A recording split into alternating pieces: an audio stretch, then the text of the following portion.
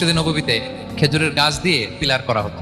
বিষ্ণু ইসলাম একটা খেজুর গাছের মরা খেজুর গাছের পিলারের মধ্যে হেলান দিয়ে তিনি খুতবা দিতেন। বিষ্ণুনবীর বড় কষ্ট হতো। তো এক সাহাবী বলেন, ইয়া রাসূলুল্লাহ, আমার একজন কাঠ মিস্ত্রি পরিচিত আছে, আপনি বললে আপনাকে একটা মিম্বার বানাই দিন, আরাম হবে, বসে বসে খুতবা দিবেন। বিষ্ণু ইসলাম বলেন, ঠিক আছে, নিয়ে আসো। কিছুদিন পরে ওটা নিয়ে আসা হলো। ফলে লোকেশন চেঞ্জ হলো। আগে একটা মরা খেজুর গাছের পিলারের মধ্যে হেলান দিয়ে কথা বলতেন, এবার ওই যে মিম্বার সেট করা হয়েছে ওই পাশে, ওখানে বসে বসে এখন তিনি নাসিহাত করেন। তো একদিন আলোচনা করার সময় হঠাৎ সাহাবারা কান্নার আওয়াজ শুনতে পেল। কিসের আওয়াজ?